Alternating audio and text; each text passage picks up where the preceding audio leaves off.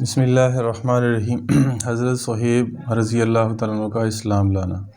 حضرت صہیب رضی اللہ تعالیٰ عنہ بھی حضرت عمار رضی اللہ تعالیٰ عنہ کے ساتھ مسلمان ہوئے۔ نبی اکرم صلی اللہ علیہ وسلم حضرت ارقم رضی اللہ تعالیٰ عنہ صحابہ کے مکان پر تشریف فرما تھے۔ یہ دونوں حضرات علیحدہ علیحدہ حاضر خدمت ہوئے اور مکان کے دروازے پر دونوں اتفاقیہ اکٹھے ہو گئے۔ ہر ایک نے دوسرے کی غرض معلوم کی تو ایک ہی غرض یعنی کہ اسلام لانا اور حضور صلی اللہ علیہ وسلم کے فیض سے مستفید ہونا دونوں کا مقصود تھا۔ اسلام لائے اور اسلام لانے کے بعد جو زمانہ میں اس قلیل اور کمزور جماعت کو پیش آتا تھا وہ پیش آیا۔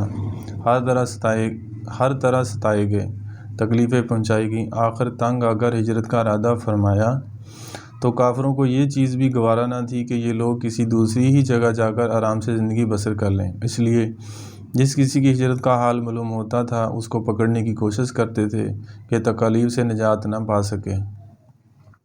چنانچہ ان کا بھی پیچھا کیا گیا۔ ایک جماعت ان کو پکڑنے کے لیے گئی۔ انہوں نے اپنا ترکش سنبھالا جس میں تیر تھے۔ ان لوگوں سے کہا کہ دیکھو، تمہیں معلوم ہے کہ میں تم سے زیادہ تیر انداز ہوں۔ اتنے ایک بھی تیر میرے پاس باقی رہے گا تو تم مجھ تک نہیں پہنچ سکو گے۔ جب ایک بھی تیر نہ رہے گا تو میں اپنی تلوار سے مقابلہ کروں گا، یہاں تک کہ تلوار بھی میرے ہاتھ میں نہ رہے۔ اس کے بعد جو تم سے ہو سکے کرنا۔ اس لیے اگر تم چاہو تو اپنی جان کے بدلے میں اپنا مال کا پتہ بتلا سکتا ہوں جو کہ مکہ میں ہے، اور 2 باندیاں بھی ہیں، وہ سب تم لے لو۔ اس پر وہ راضی ہو گئے اور اپنا مال دے کر جان چھڑائی۔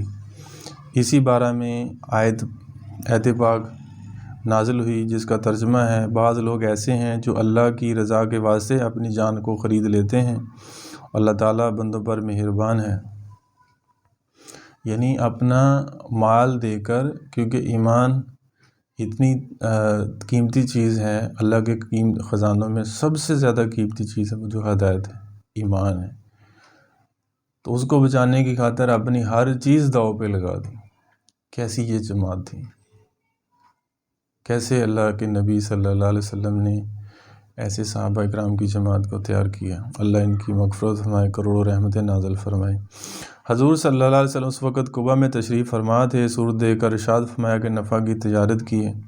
صہیب رضی اللہ عنہ کہتے ہیں کہ حضور اس وقت کھجور نوش فرما رہے تھے، میری آنکھ دکھ رہی تھی، میں بھی ساتھ کھانے لگا تو حضور نے فرمایا آنکھ تو دکھ رہی ہے اور کھجوریں کھاتے ہو؟ میں نے عرض کیا کہ حضور اس آنکھ کی طرف سے کھاتا ہوں جو تندرست ہے۔ حضور صلی اللہ علیہ وسلم یہ جواب سن کر ہنس پڑے۔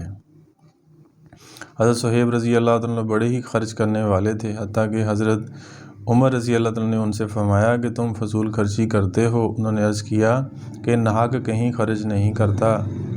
حضرت عمر رضی اللہ عنہ کا جب وصال ہونے لگا تو انہی کو جنازے کی نماز پڑھانے کی وصیت فرمائی۔ تو ان کی مبارک زندگی کتنی وہ قیمتی ہے، اور کیسے انہوں نے اپنے ایمان کو بچایا۔ وہاں کے جو لوگ اتنے سخت تھے جو ایمان نہیں لے کے آئے، اللہ نے جنہیں توفیق نہیں دی، تو دوسروں کے اوپر بھی اتنا ظلم کر رہے ہیں۔ یہ ایک بڑی داستان ہے کہ حضور پاک صلی اللہ علیہ وسلم کے زمانے میں ایمان لانے کے بعد ان کو کتنی تکالیف کا سامنا کرنا پڑا، کتنا دب کے رہنا پڑا، لیکن پھر بھی وہ اسلام سے پیچھے نہیں ہٹے۔ اتنی قربانیاں، غزوہ بدر کا واقعہ دیکھ کر بندے کے رونگٹے کھڑے ہو جاتے ہیں، غزوہ احد کا، غزوہ خندق کا، غزوہ حنین کا، اور ایسی وہ داستان رقم کر کے ہے کہ جو قیامت تک ان کا نام باقی رہے گا۔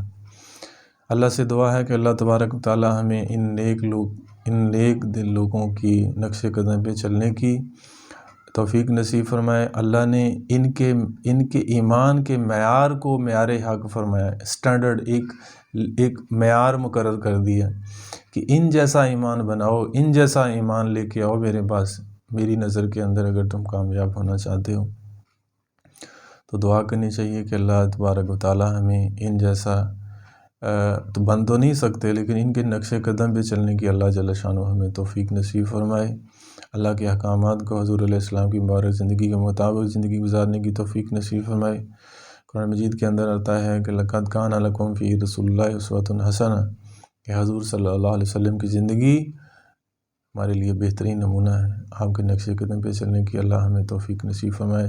آمین ثم آمین۔